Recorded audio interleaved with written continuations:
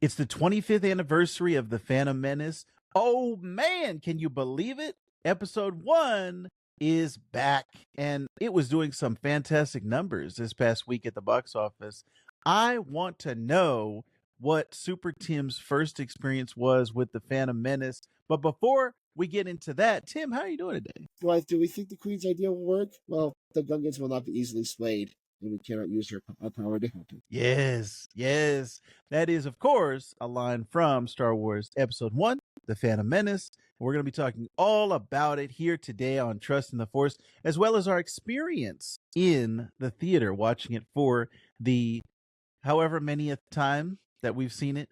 But let's, I'm Vactor, if you don't know, I remember seeing in case you were watching for the very first time. Before this. And he is Tim Costello, Weber State's own Tim Costello. That's right. Tim, you've actually never told me your very first experience with the Phantom Menace. So I don't think I've told you my first experience. So this is going to be a time of first. So let's hear, what was your first experience? My first experience, I was probably like 12 or 13. I was in like 7th grade at the time. And I remember going to a book fair and seeing because I watched Star Wars like maybe like a year or so before that.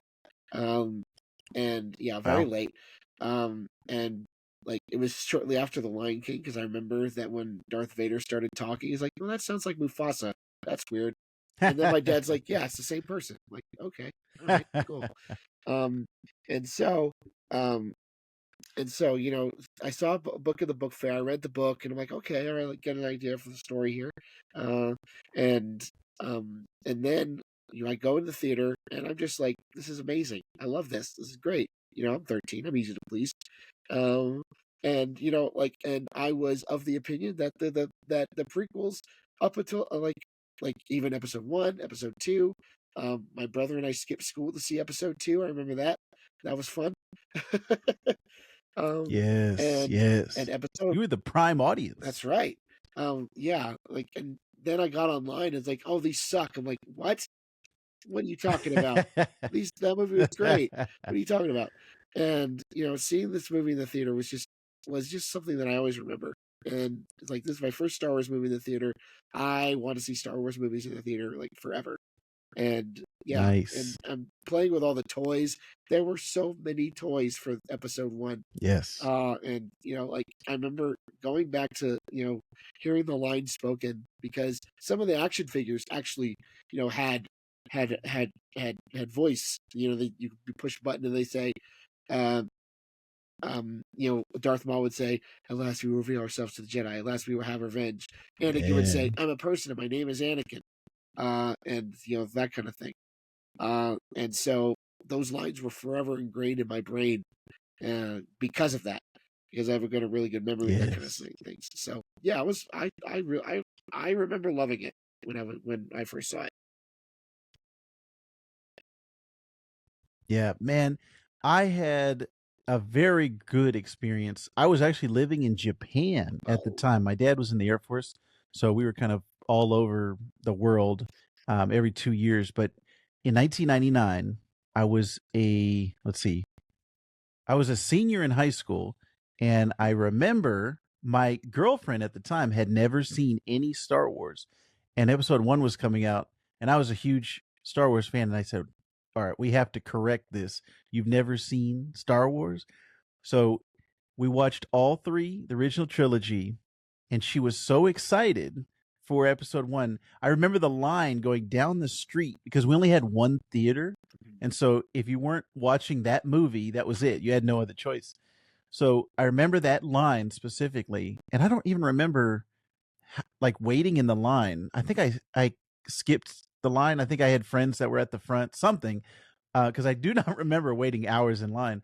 But I do remember after, like I said, my girlfriend was so excited at the time, and then I fell asleep during the pod race, and she was very upset. We have to break up. Like, we have to break up. You got me. You made me watch all these movies, and you fell asleep. And I don't remember why, because I don't remember being tired, but I remember seeing the pod race later. But I did wake up for Duel of the Fates and one of the best lightsaber fights of all time. Yes. So I had a good time in the theater with episode 1. I remember liking it, coming away from it, loving Darth Maul. I remember I bought contacts that were the Sith eyes Ooh, a lot and of people did. um a plastic lightsaber and stuff like that. Oh yeah, And like you said, the toys, even in Japan, like we could not get away from the toys. They were everywhere. So episode 1, it was not too difficult to find something, that had Star Wars licensed material on it or something that was related to the Phantom Menace.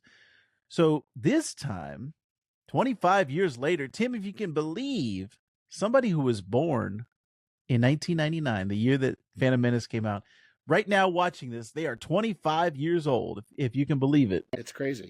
And I said, first of all, the Acolyte footage at the end is what made me say, okay, I'm going to buy a ticket to Yeah, this, absolutely. because episode 3 is my favorite Mhm. prequel. But I said, you know what? I do also want to see the Duel of the Fates. I want to see the pod racing scene again. Yeah, And I had a fantastic time. I took my wife now, 25 years later. I am married and I have a child. So I took my wife. She had a great time. And I I want to say the only thing that kind of stood out to me a little bit this time viewing it was the green screen or blue screen Hmm. where they were superimposing something in the Yeah. background. It felt like it stood out a little more to me, but everything else, I thought this movie has aged really well, especially Jar Jar Binks, him being the very first all CG creature. There's movies that came after this that looked way worse. I think Jar Jar ages nicely. I think he still looks good today. What are your thoughts on how the movie has aged over 25 years? The movie has aged, I think, really well. As far as visuals, I mean, everything looks great. I mean, the experience was wonderful. I mean, hearing that 20th Century Fox fanfare bleeding right into the opening crawl just sent chill. I'm getting chills right now talking about it. Chills down my spine because just it. I mean, I love everything this Disney's done with Star Wars. I mean, overall, like the sequel trilogy. I think it's fine. Conversation for another time. Um, but uh, but there was just something about that 20th Century Fox fanfare and how it just goes right to the opening crawl. Yes. It's seamless, so seamless. It's on the soundtrack. Like the 20th Century Fox fanfare is on the soundtrack. It's not anymore, but it used to be. But aging wise, um, visually it's fantastic. Like you, I noticed some green screen stuff, but visually it looks great. And since the release of the home release, they added some scenes which were in this in this. There was like an additional beat with Anakin and Shmi either before or after the pod race. There was that shot where they're on that transport going from in Coruscant, going from they're Oh, on this transport and you see like the whole yeah. cape. They added that.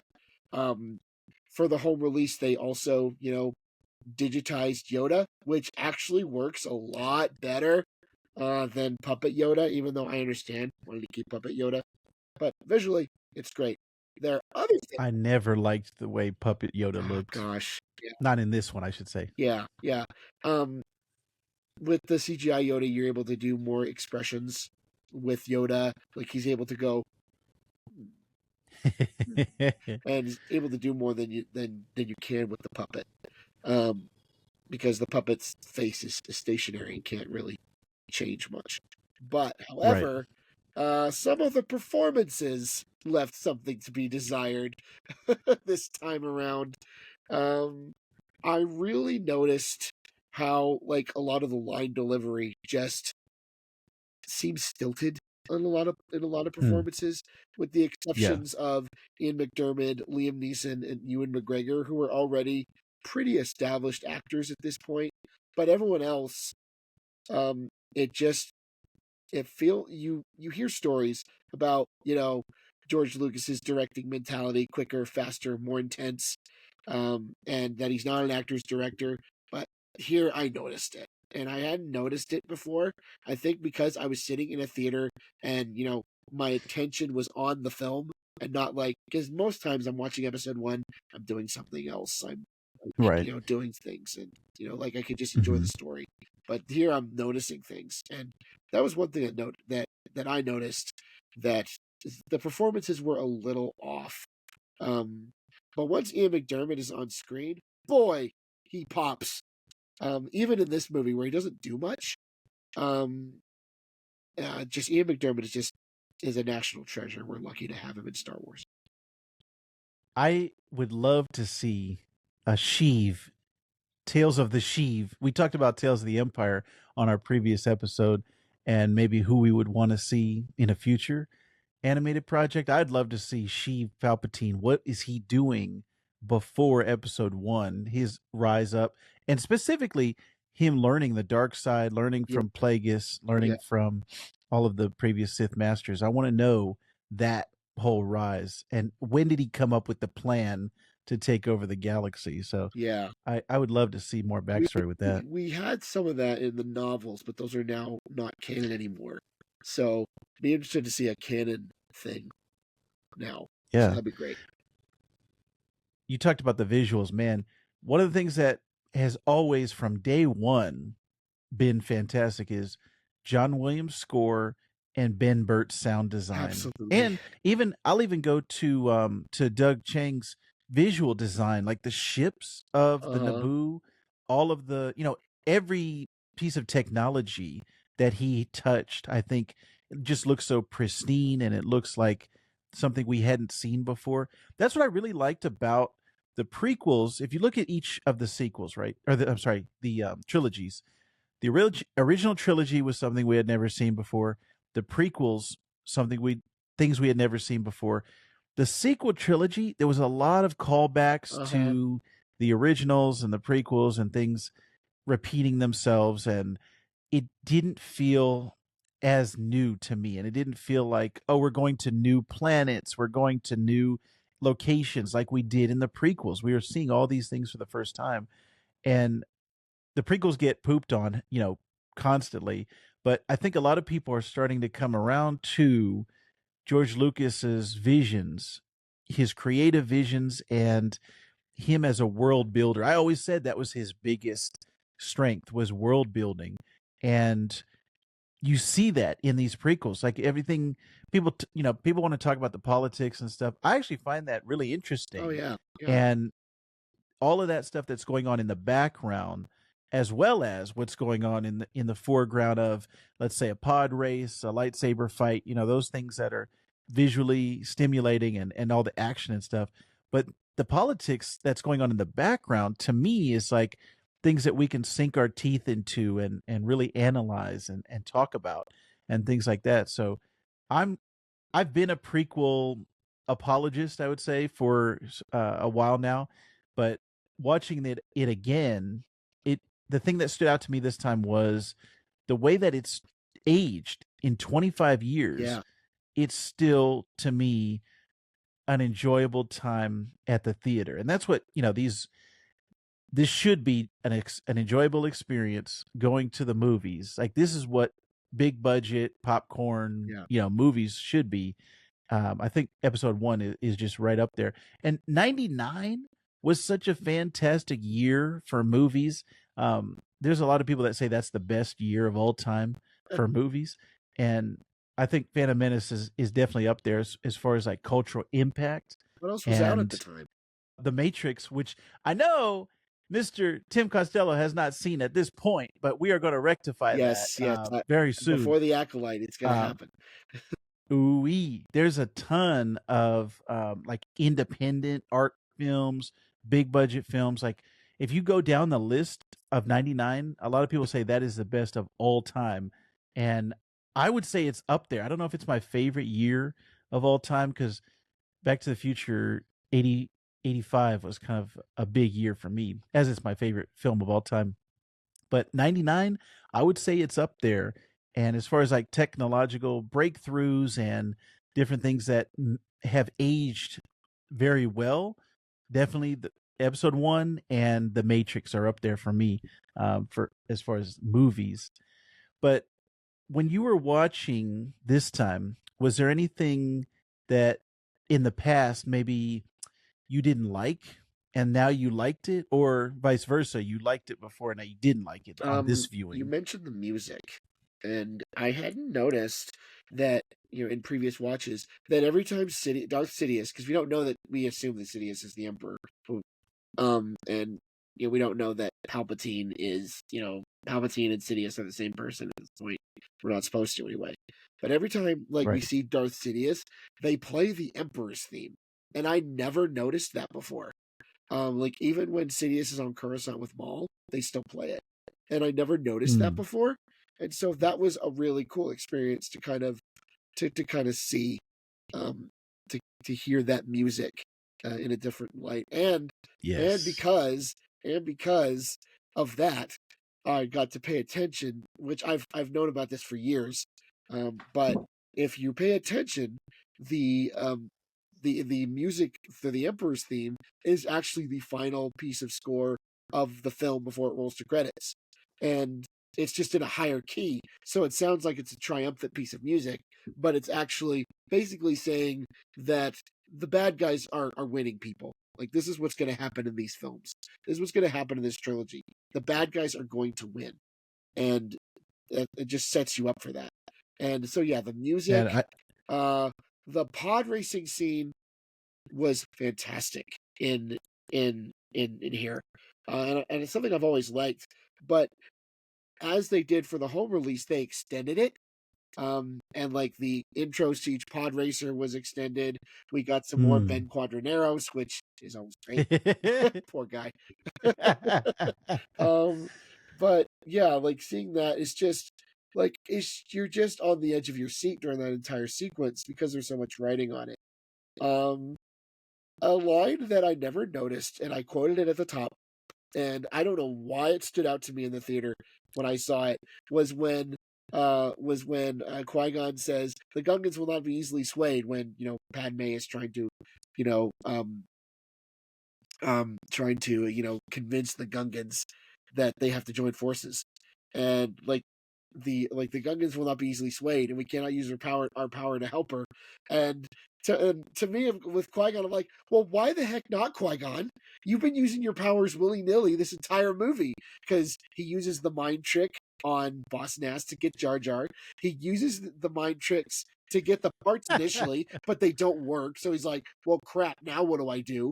And then he uses his Jedi powers to kind of push the dice. And I'm like, so Yeah. why now are you deciding not? You know what? I'm done. I'm done using my powers. I'm spent. I'm like, okay, whatever.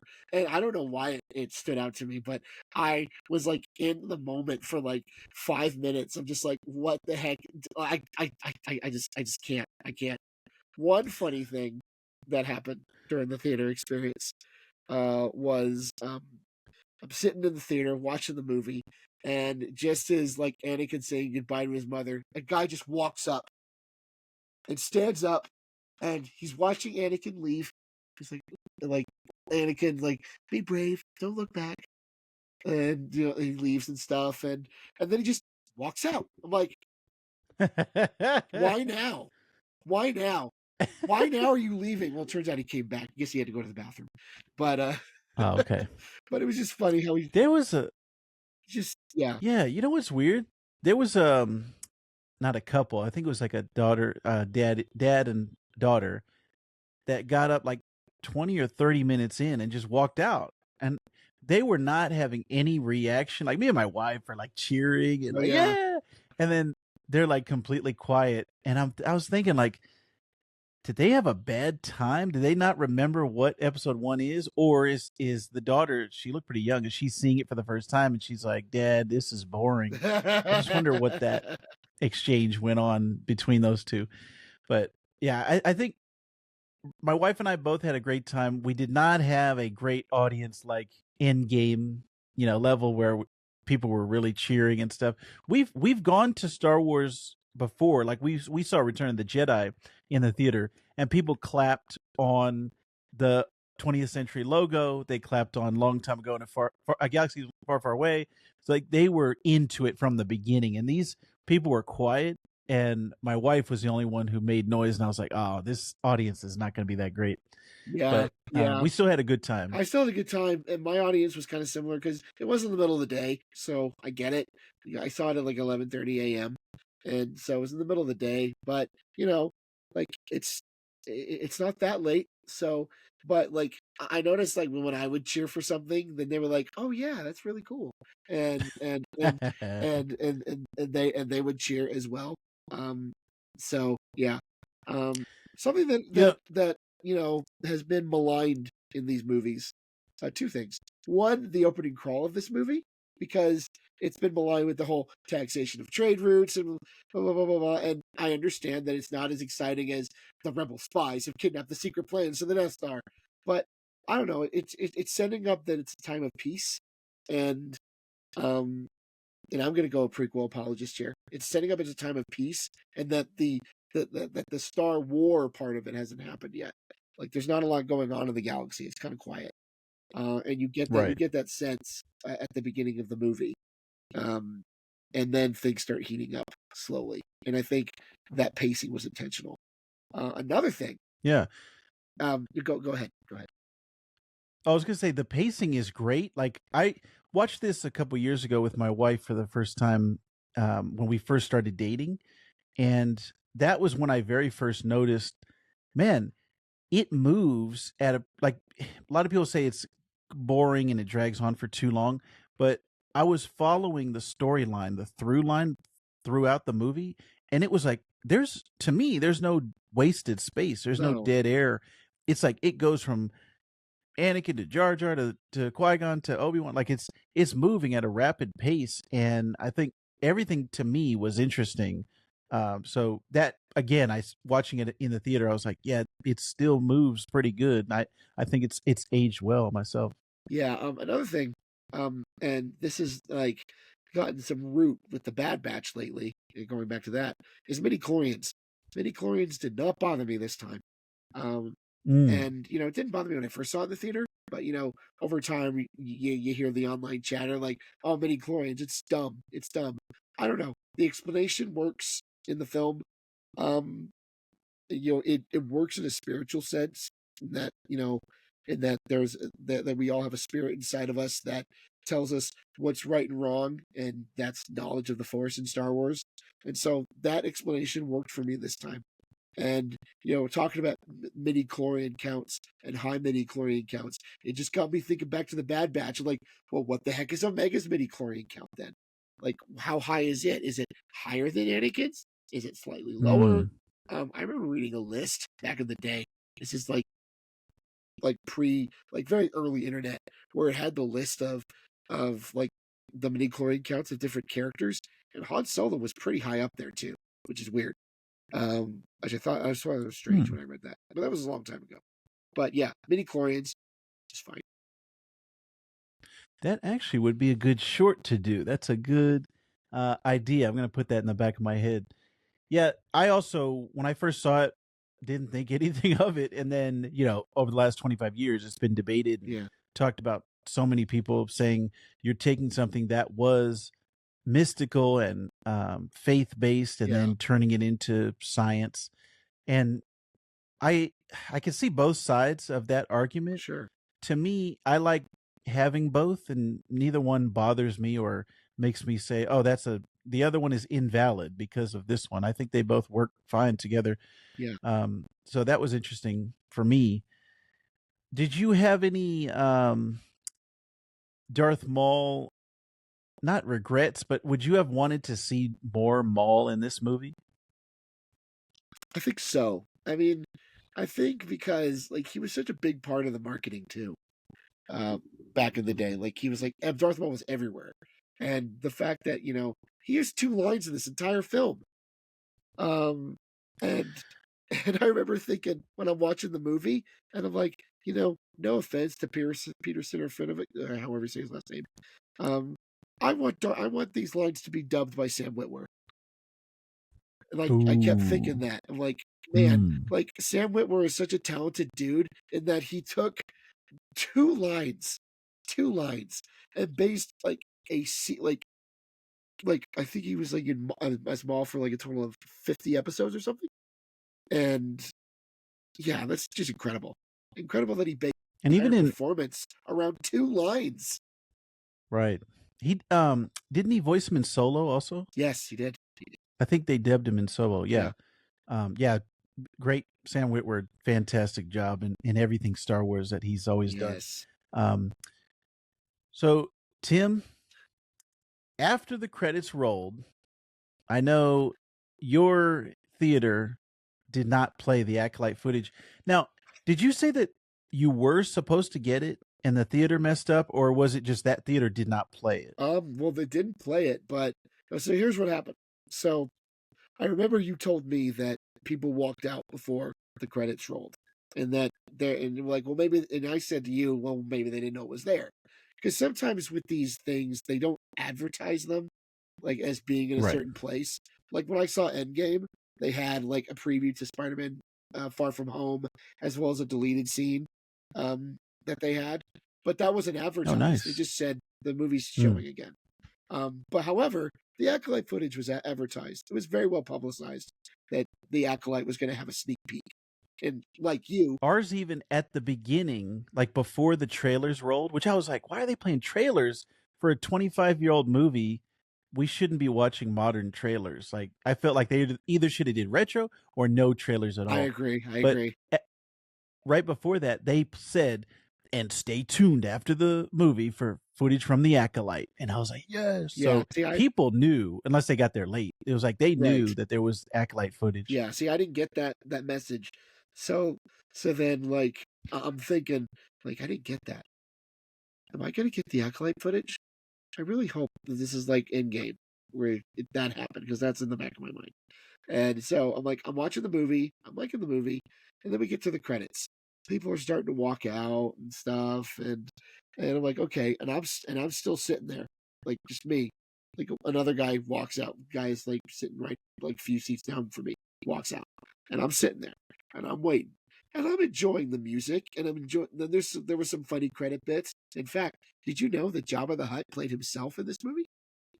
I That was have seen that. Yeah. that was funny. I don't think I remember Yeah. seeing that, but I was like, wow, it's very nice that they got the actual Jabba the Hutt instead of computer rendering him. But I'm getting there. And did you catch Vader's breathing at the very end? Yes, see that I knew about, and it was nice hearing that in the theater. That was cool. And then Yeah. Vader's breathing. The end credits, it says like this movie is produced by 20th Century Fox, and then it rolls into a pre-movie commercial of Doom Part 2. And I'm like, what the crap? I was furious. I was so mad, but I didn't have time to, tell my theater about it. It's like, hey, I didn't get this preview. What the frell? Because I had to go pick up my kids. And so I messaged Right. Ann Schaff, our mutual friend, and I was like, this is bullcrap. Like, what the heck? And you're looking up, like, let's see, it's supposed to be here. It's supposed to be here. And I messaged a friend of mine who has a Star Wars podcast that he does. And I said, did you get the Acolyte footage? And he's like, yeah, I got it. Like, where'd you see it? And he's like, he saw it at an AMC theater. And I'm like, huh, that's weird. And I eventually contacted the theater, and they said, oh, I'm so sorry, you should have gotten it. It's supposed to be with all screenings. And and so they're like, well, we give you a free ticket to be used before July. I'm like, okay, that's fine. But yeah, I was bummed because I really wanted to see it on the big screen. But you saw it. How was it? Ah, man, I don't want to make you feel go bad, ahead. Tim, but it was I don't fantastic. doubt it. It was amazing. For me, as you know, Tim, I am a huge martial arts fan, and the very first trailer of The Acolyte got me, like, my spider sense started tingling when I saw that there was going to be martial arts. And there's like a quick cut of Carrie Ann Moss and the new character, but we don't see, maybe, I don't know, we see 5 seconds, 10 seconds of that martial arts, but it was enough for me to say, oh, they're going to be using like wire work, they're going to be using like kung fu, like this is something we've never seen before in Star Wars. So that got me excited. So this footage was like that full Ooh, scene, like almost the entire scene of the Carrie-Anne Moss the fight. scene with Carrie Ann And Moss and this assassin person. Oh, cool. yes, I like I would think that it was still 1999. Like Carrie-Anne Moss looked like she was still in fighting shape That's from The crazy. Matrix from 25 years ago. And that's just a testament to not only Carrie-Anne Moss, but the stunt team, the fight choreography, the coordinator, like the editing. They made her look good, because there's a lot of times that I've seen actors not look good when they're trying to do martial arts, when they're supposed to be like these really good fighters. But she looked fantastic. Her use of the force was amazing, as well as the martial arts. So if this show can give me more of that, I think this might be my favorite show of all time if that continues. Just now, if it only is this one scene and we never get any more, then I'm going to be Right. a little upset, because you've teased me now and like you dangled that carrot. I want more of this. I want this because number one, it's the High Republic, and we haven't seen live action High Republic stuff. Number two, it's martial arts and Star Wars. So these are things that I, when Disney took over, that was what I wanted, was something we hadn't seen before, and Star Wars kind of the extension or the evolution of Star Wars to kind of push it forward instead of staying stagnant and staying in the same spot. So I was over the moon. Like I was thrilled that that choreography looked that good, that it looked like a big budget film. It did not look like a TV show. It looked the just the way it was shot, the way it was edited, everything looked fantastic. And I think it is a good choice for you to watch The Matrix before you Okay. see The Acolyte, because you will definitely appreciate Carrie-Anne Moss to a greater extent once you've seen that. Kind of very similar to before I saw Shang-Chi, I was watching some old Jackie Uh-huh. Chan movies, and I could see the homages that they did, and I was like, "Oh man, this is like straight Jackie Chan. This is like the history of all of these moves and the fighting style that Shang-Chi was using, and switching the jacket around and fighting in the Right. bus." I think the Carrie-Anne Moss, you'll have a very similar experience. So I'm very Yeah, happy yeah. that you're I'm gonna definitely gonna check out watch The that. But Matrix. It's one that's been on my radar forever. Um, for some reason, everybody else in my family watched it, but I didn't, and I don't get why. I don't know what happened there. Um, like my brother's like, huh? yeah, I've seen that. I'm like, how did you see it? And I didn't, and I just never got around to it. But yeah, it's weird. But going back to what you said about stuff we haven't seen in Star Wars, because with the original trilogy, you said we'd seen things we hadn't seen before. In the prequels, we were seeing things we hadn't seen before. But with the sequels, now when I saw The Force Awakens in the theater, I was happy to see all those things that I loved.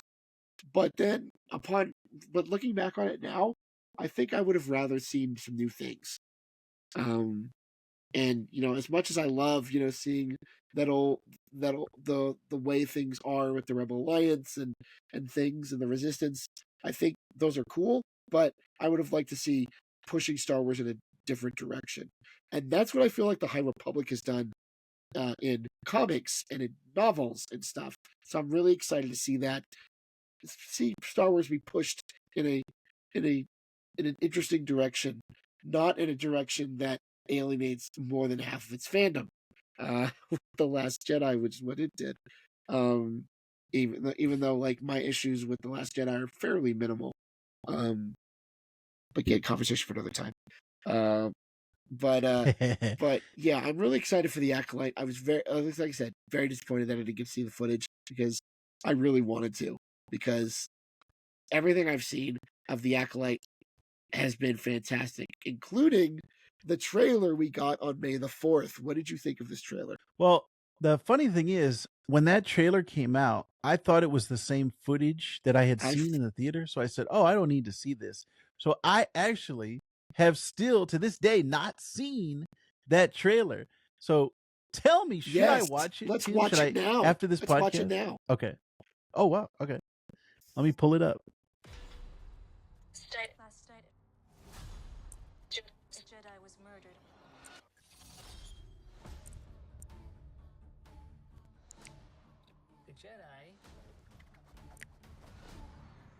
There's a vector.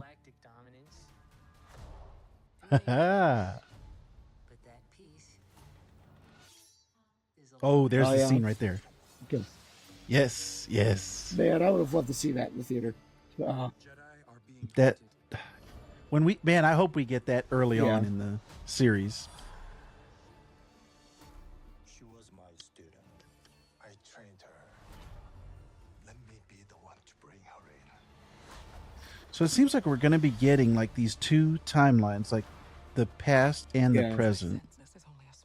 There's Vanessa. Yeah. Yeah. Whoa. That Yeah, looks it like does, it Octo right does. there. Ooh, that looks nice. That ship looks nice.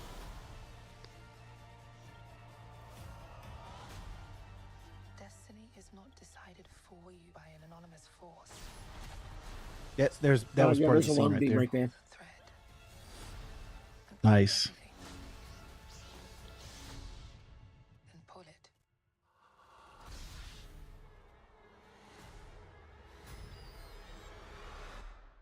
What are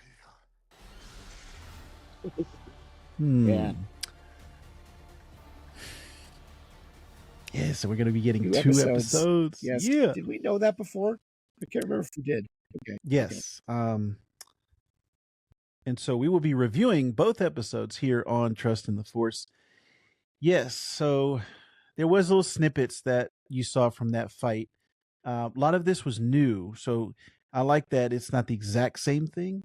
But for you, I wish there was a way that you could see that footage. But yeah, that was a good trailer.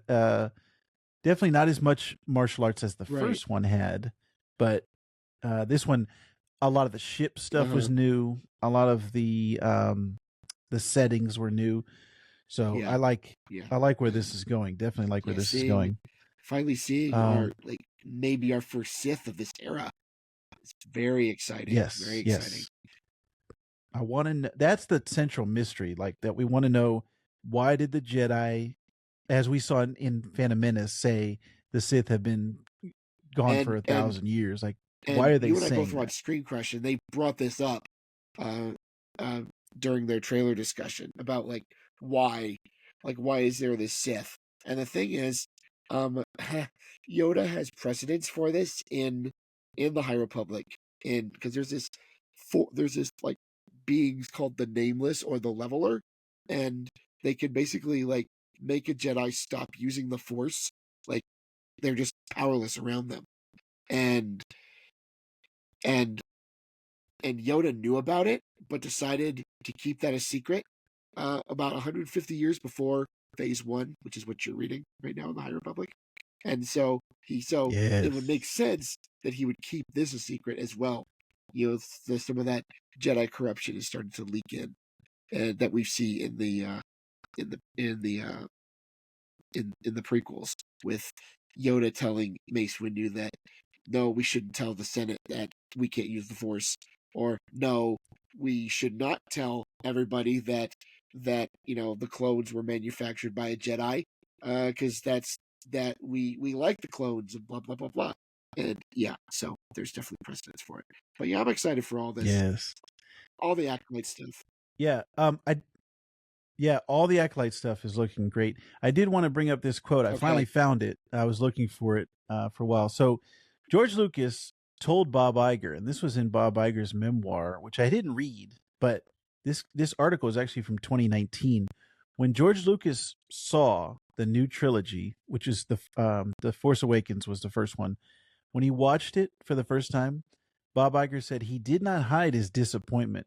George Lucas said, "There's nothing new. In each of the films in the original trilogy, it was important to George Lucas to present new worlds, new stories, new characters, and new technologies. In this one," he said, "there weren't enough visual or technical leaps forward." Yeah. So I think that is spot on. Yeah. That's I mean, 100%.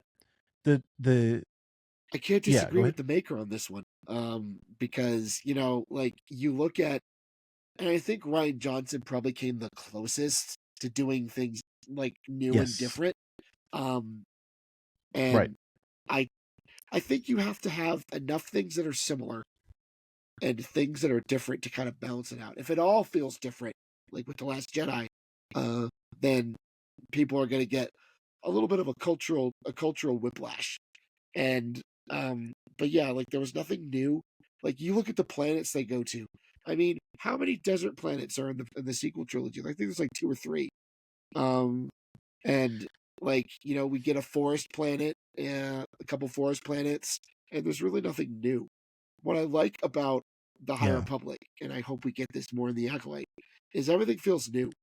Because a Jedi Vector is Yes. different from an X-Wing. It's different from anything we've seen.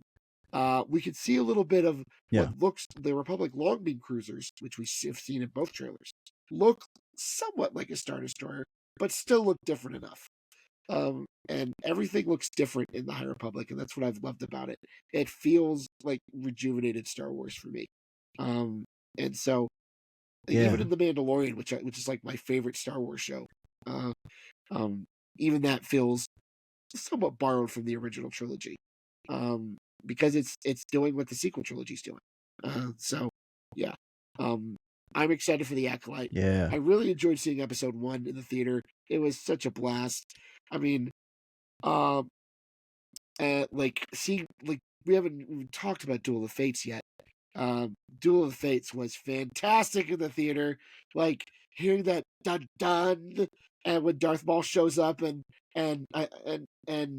either Obi-Wan or Qui-Gon says, "We'll deal with this." I'm like, "Yeah, you will." Great. And I said that in the theater too. That was it's only the only thing that can top it is Anakin and Obi-Wan in episode 3 to me. Duel of the Fates is a fantastic fight. And what really kicked off the it opened the door for acrobatics and like real intense combat in Star Wars. Because, you know, before in the original trilogy, it's kind of like slow and monotonous, and there's a lot of emotional weight to the fights, but visually there's just not a lot of action packed fights. So yeah, Duel of the Fates is fantastic, and it also got recontextualized for me during one of the Mandalorian making ofs. I can't remember which season it was, but on Disney Plus they have a making of for all of the Mandalorian seasons, and Dave Filoni. Oh, you know what? I think it's season 1, because Dave Filoni is sitting down with all the directors that came in for Mandalorian, and he talks about what Duel of the Fates is to him, and he talks about like he talked to George about it, and it just completely changed the way that I think about it. So cannot recommend that special feature enough. If you haven't watched it, it's on the like I said, the very first season of The Mandalorian. The Disney Gallery. I have watched that, and when he was like talking about it, I'm just like, this totally recontextualizes the entire trilogy for me. Like the entire 6 movies. And that talk gave me goosebumps. Oh yeah. When he was just talking about it. And I was like, these movies now. I love Duel of the Fates and continue to love it. So had a great time watching episode 1, Phantom Menace, and the Acolyte footage. Let us know if you got a chance to go see the episode 1 re-release in the theater, the 25th anniversary, or if you got a chance to see the Acolyte footage, and let us know your thoughts in the comments down below. Like I said, we are going to be talking about the Acolyte every week here on Trust in the Force, starting off with that 2-episode premiere. So you're definitely going to want to stay tuned for more Trust in the Force, and we would be honored if you would join us. Trust only in the Force.